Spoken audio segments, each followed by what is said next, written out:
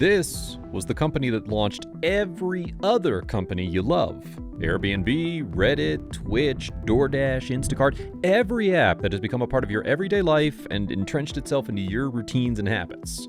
Y Combinator. The founder saw how there were intelligent and capable people who could open their own businesses but didn't, and he wanted to give them that one push that would skyrocket them. This is the story of Paul Graham, the man who launched not just startups, but life-changing solutions. Paul Graham was born November 13, 1964 in Dorset, England, and later moved with his family to Pittsburgh, Pennsylvania in 1968. Paul's early interest in science and mathematics can be attributed to his father, who was a nuclear physicist. But Paul didn't feel he needed to restrict himself to a single field. Before earning his Master of Science degree in computer science from Harvard University, he got his Bachelor of Arts in philosophy from Cornell and a Doctor of Philosophy from Harvard as well. He also pursued his passion for painting at the Rhode Island School of Design and the Accademia di Belle Arti in Florence. Paul's professional and personal journey involved this exact unique combination of various dichotomies. He saw himself as both a technologist and an artist, and also as an entrepreneur and a writer. He found it natural to shift between left brain and right brain activities, pursuing his interests in art and technology alike. He didn't view these interests as separate pursuits, but rather as complementary, allowing him to tap into different parts of his creativity and intellect. His long-form essays were informative and reflective, exploring his perspectives on various topics related to tech and entrepreneurship. This multi-dimensional approach to the world influenced him to support solutions that were out of the box.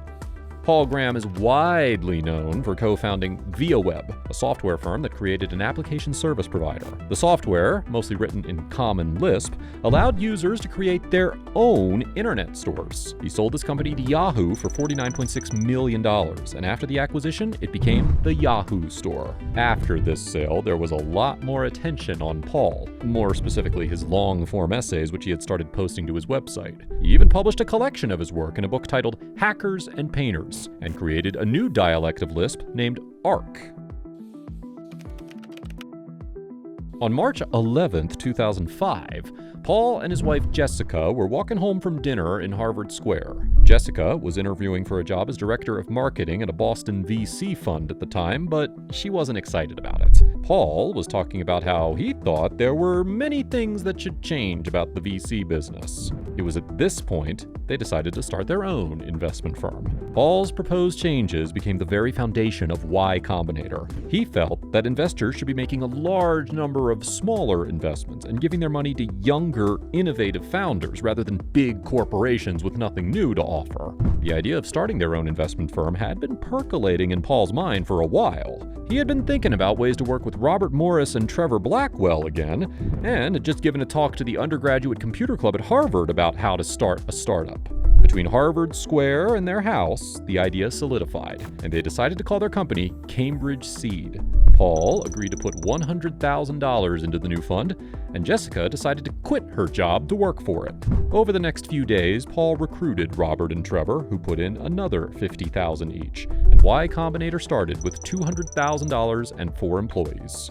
Starting out, everything was a mess. The team went with the standard way of investing in companies one at a time, creating too much confusion and backlog. If Cambridge Seed was going to make a difference, it would have to evolve. Y Combinator would have to be different. YC would then come out with its most important idea, funding startups synchronously instead of asynchronously, meaning the company would bring their selected founders together and invest in them all at once, then work with them to grow their idea. Using that plan as a blueprint, YC launched fast and created a structure for a summer program, which became a template for how they'd conduct these programs in the future. It also helped that the very first batch they got for their program was perfect. YC's incredible success began with the first batch of founders to attend the summer program. This batch included the likes of Alexis Ohanian, Steve Huffman, Sam Altman, and Justin Kahn, among others. Justin Kahn and Emmett Shear, the founders of Kiko, sold their online calendar startup a year after graduating from Y Combinator when they realized that Google Calendar would surpass their own product. The duo went on to create Justin.tv, which evolved into Twitch, currently valued at $15 billion.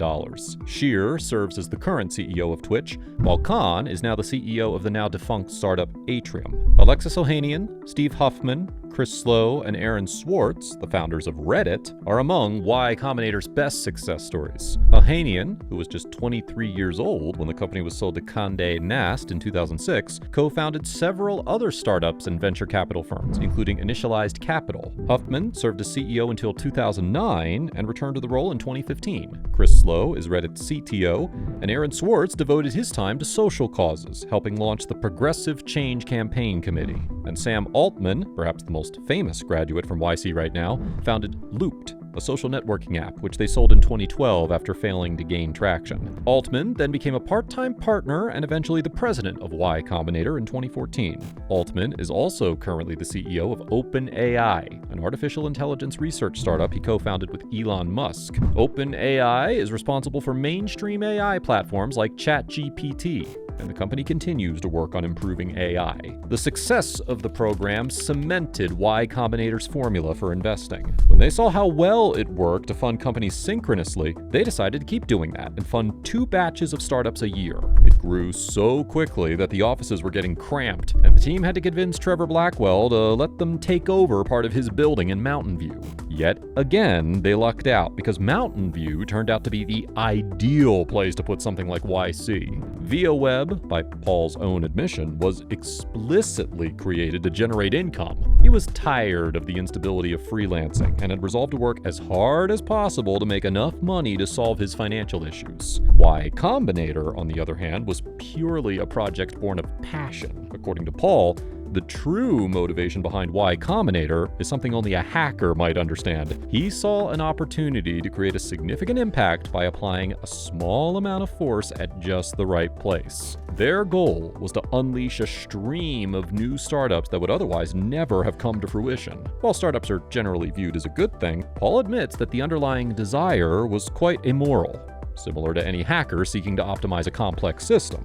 To date, Y Combinator has invested in over 2,000 startups. A spot in Y Combinator's summer program is still the most precious thing to aspiring founders, with the company getting around 20,000 applications a year and accepting only 1.5% to 2% of them. In the end, Paul Graham's unique blend of interests in art and technology enabled him to create solutions that were out of the box and revolutionize the tech industry. His story demonstrates that no combination of talents and interests is too odd, and art and science have to go together to create companies people resonate with. Got any ideas you'd take to Y Combinator's accelerator program? Tell us in the comments below, and subscribe to Interesting Ventures for more content on business and entrepreneurship. Thanks for watching.